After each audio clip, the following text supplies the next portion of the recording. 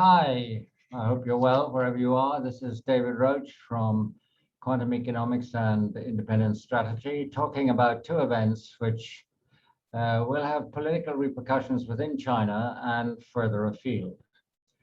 Well, one of these is the what we call the AUKUS agreement, which is an agreement between the UK, Australia, and the United States to supply 9 nuclear non-ballistic submarines to Australia. And the second is the collapse in the Evergrande real estate developer in China, and what this implies for the Chinese economy, for new departures domestically in terms of political initiatives, and for the world. Let us start with the AUKUS agreement. What is it? Well, first of all, it is an agreement to supply 9 nuclear submarines to Australia, which has not got, of course, any nuclear submarines.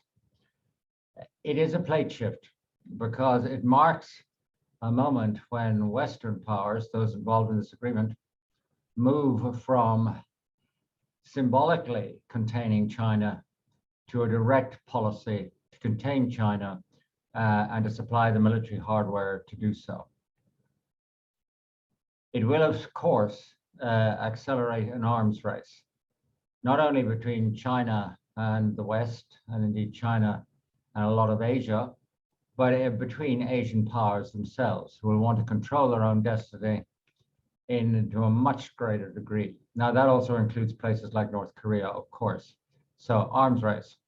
Secondly, it reinforces Taiwan, because as you can imagine, if there are a bunch of nuclear submarines scooting around off the coast of Taiwan, it's a lot better protected than it is today against any form of Chinese invasion or aggression.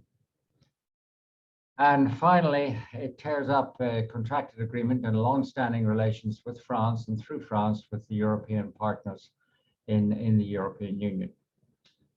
Now, what are the consequences? First of all, although the balance of power has now shifted back towards the West and indeed Japan and the smaller Asian states from China, there is no guarantee that a rebalancing of power will actually make war less likely. I think it makes it more likely. And I think the reason for that will be there is now no reason whatsoever for China to postpone its long and often reiterated promise that if it can't deal with Taiwan diplomatically, it will deal with it militarily. The longer it waits, the more protected Taiwan will be. And in waiting, it gains no political or economic advantage from the United States, which clearly is now in a full-blown Cold War with China, as is the UK and as is Australia. This splits NATO down the middle between the Anglo-Saxons on the one hand, who got together and colluded to do this deal despite contractual relationships with France to supply alternative sorts of submarines. And NATO, as in the case of Kabul, was not even consulted. So NATO is now split, and that, I think, has severe long-term implications for the defense of Europe, for the extension of any NATO role into the Pacific, and indeed for the existence of NATO itself. This was entirely avoidable. Proper diplomacy could have made France and the European partners a part, even if it was a small part, in the provision of nuclear submarines to Australia. They could be a part and party of this parcel, and now they will not be.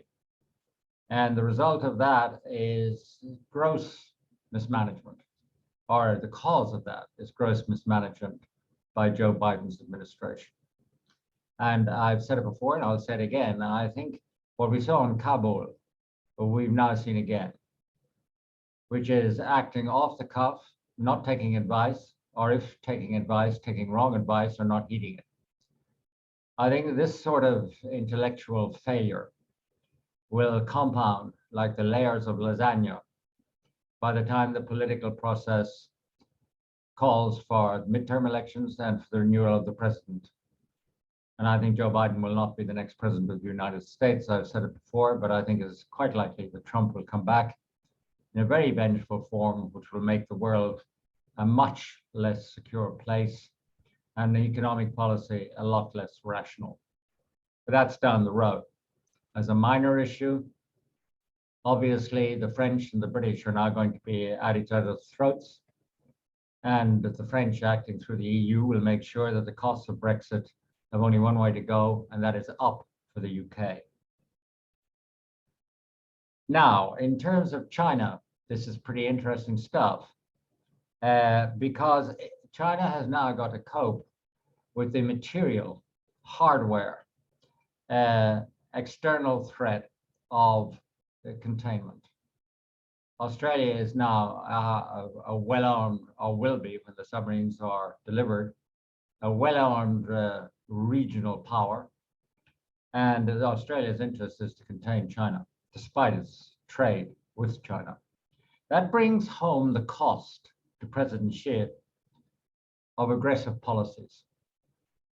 Frankly, China is now almost without a friend in the world, except if you really think Putin is a good friend or a good person, or North Korea, or of course Pakistan. But other than that, China is bereft of friends. This is not a good place to be in terms of international diplomacy or being able to project yourself with soft power worldwide.